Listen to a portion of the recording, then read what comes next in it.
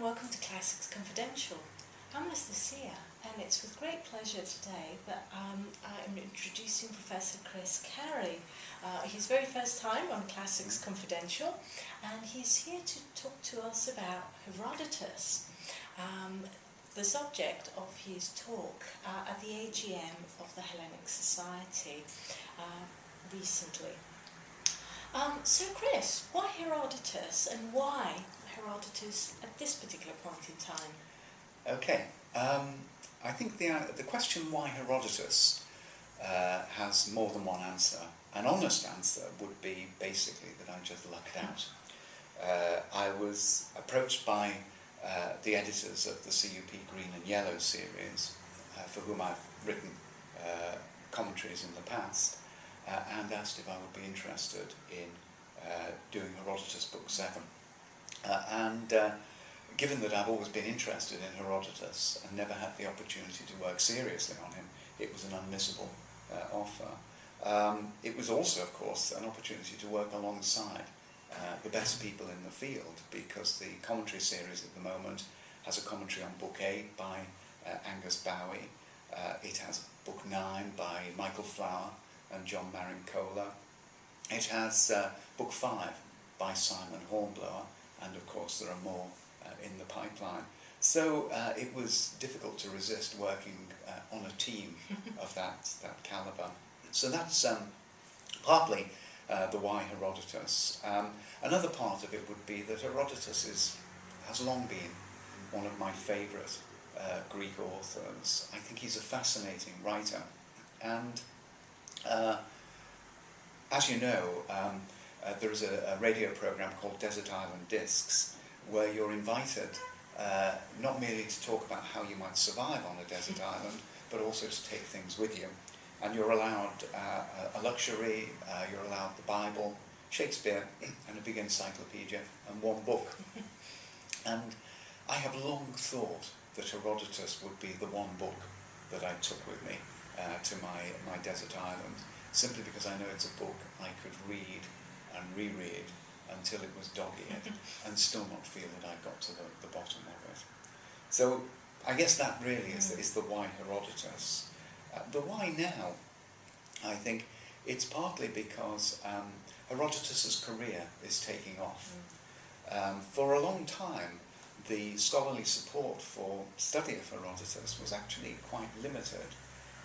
The only English language commentary was from the end of the 19th, beginning of the 20th century, which was Howe and Wells, and that was for the most part a translation of the German commentary by Stein. So the reader was relatively poorly supported, and monographs were relatively few, a steady trickle, but relatively few. In the last few years we've had the Green and Yellows emerging, the Mondadori commentary on Herodotus, which covers the whole of the histories, is now close to completion in Italy. That already, of course, exists in English translation of the first 4 books. So the resource for the study of Herodotus in terms of linguistic and historical commentary is very good indeed. And then, in addition, we've had a number of very good monographs which have emerged. I mean, it would be invidious to single out a few, but I will anyway. An obvious one would be Emily Baragwanath's book on narrative and motivation in Herodotus, which is a gem of a book. Rosalind Thomas, Herodotus in Context, would be another. Rosaria Munson. One could cite more, but there have been a number of very, very good monographs, plus of course a very good recent translation by Robin Waterfield. Several recent translations, but I think his is the best of the recent crop. And of course Cambridge Companion to Herodotus and Brill Companion to Herodotus. So the base for talking about Herodotus has never been better. His stock is rising, and so I think there is an audience for Herodotus to a greater degree than might have been, say, 15, 20 years ago. So Herodotus is the man of the hour then? Absolutely, yes. Buy Herodotus would be my advice. Yeah. You are going to be focusing on Book 7 in your commentary, which of course is a key moment in the narrative, including the very famous Battle of Thermopylae. Of course, now it's become very well known in the public sphere as the film 300. But it has actually had a number of receptions before that. So why do you think this particular narrative is so attractive for reinterpretation? Well, there are two aspects, I think. One is the narrow narrative of Thermopylae, and the other I'd like to talk about briefly, if I may, is the narrative of Book 7 more generally. The Thermopylae narrative, I think, is riveting. It's a remarkable story, I think, of courage and treachery, and those are a powerful chemical mix, I think. It is in itself a very dramatic story, both the facts, the fact that the Greeks occupy a very, very narrow position against overwhelming odds, choose their position exceedingly well, and manage to throw back assault after assault from forces many times their number. So very dramatic as a battle, dramatic in terms of the way in which the battle turns, and of course the denouement, where they fight to the last man. It has the attraction, I suppose, of say Rorke's Drift, though of course the Welsh Fusiliers managed to extricate themselves. It has the attraction of Custer's Last Stand. These moments of phenomenal courage, I think, do stand out in the memory. It also, I think, is very important as at that moment in Greek history, because it does show that the Persians, if fought on the right terrain, can actually be checked. And I think it sends an object lesson to the Greeks for the rest of the campaign. So Thermopylae itself it's I think it's pure drama, and you can see why there've been at least 2 films devoted to it, plus comic books, paintings, and so forth. So I think as well, Thermopylae is kind of the war in microcosm.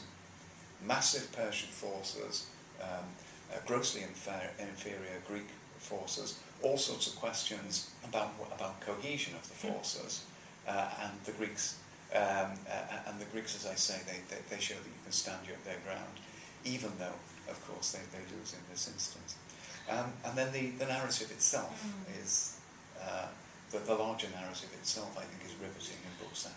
Yes, it made me think, as you mentioned the Persians, how Herodotus builds up to that momentous sort of climax, and shows us how the Persians gather more and more forces as they go along, of course, the journey that they go on, to reach that point. So he knows how to pace his narrative. Absolutely. Herodotus. Yeah, it's exquisitely constructed. I think one does need to sort of step back in a sense from the narrative, in that modern readers tend to like shorter narratives and a faster cut to the chase. I think one needs to be thinking in terms of larger novels, the J.K. Rowling, the 19th century novel tradition, in order to understand the exquisite structure of this narrative. We start with Xerxes' momentous decision to invade Greece, and then so much of the book is about getting there.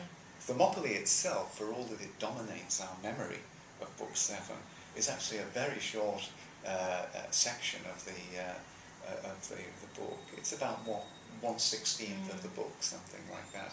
So much of it is about the ethnography of the Persian Empire, the vast forces which are being assembled.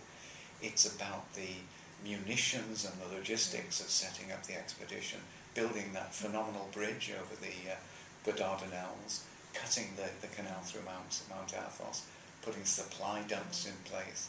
And then, of course, you've got the march, and the march takes us from what is now southern Turkey right the way up to the Gallipoli Peninsula, across Thrace, and then down through Macedonia into central Greece before we meet them. And if one looks at that narrative, there is a meticulous listing of places that Xerxes passes as one gets this sense of a phenomenal space traversed and a very, very slow but relentless journey of an expeditionary force that seems unstoppable. And of course, at each stage, as Herodotus is at pains to remind us, the Persians are picking up fresh troops. So it's not static in numbers, it's getting bigger.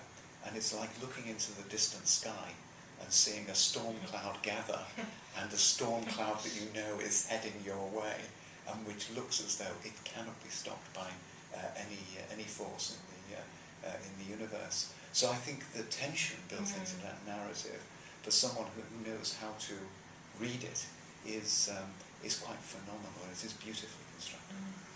Of course, ancient audiences were used to knowing the outcome of the story and caring more about how you reach that outcome than about the ending itself. And a lot of Greek literature is really that's a fundamental principle. Absolutely, yes, the getting there. Herodotus, of course, manages to have his cake and eat it, because yes, he relies on audience knowledge. Of course, the audience, for all that they know that the Persians can't be stopped, also know that the Persians were stopped. And so you've got this interesting reading experience, I think, where you're both placed in the moment and placed outside the moment, and engage with the text by empathizing with the various participants, but also engage by stepping back and being an extra textual observer with the benefit of hindsight. But as well as relying on the audience knowledge in passive terms, Herodotus is constantly asking us to note what will happen. There's a bit very early in the march of Xerxes where he says they pass through the boundary marker between Lydia and Phrygia, the boundary of the empire of Croesus.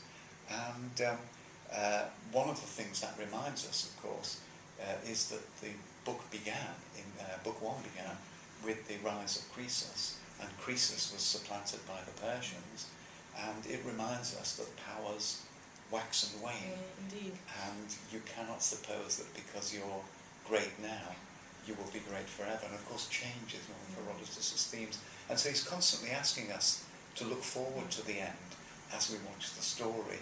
And so far from relying on the kind of pulling a rabbit out of a hat, he wants you to experience the tension and the knowledge of what will come. Which makes him a very exciting author to follow. Talking of that, you did follow in his footsteps somewhat on your travels. What was that like? Yeah. Well, Xerxes and I didn't travel the way the foot soldiers travelled. Xerxes, as you know, travelled in a covered carriage, sometimes in a chariot, in style, absolutely. So I hired the nearest car I could get to Xerxes, and set off. I followed him from the furthest point east where we can track him, which is the modern Dinar, up through Turkey and then across northern Greece to Thermopylae.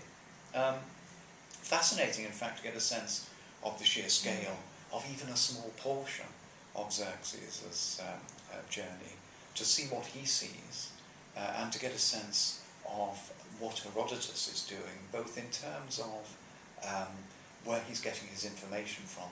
Is he visiting? And sometimes he clearly is. Sometimes he's deriving his geographical knowledge from intermediary sources, which is what we all do as historians. So some of it is about seeing what they saw. Some of it is to test the narrative, and where you find that the narrative departs from what looks like the obvious reconstruction of the route, to ask why Herodotus figures it this way, because it takes us, I think, into the narrative dynamics rather more firmly than merely sitting in one's armchair and conjecturing, or at least so I'd like to think. We very much look forward to your commentary coming out, Chris. Thank you so much for agreeing to talk with us today. Thank you, Anastasia.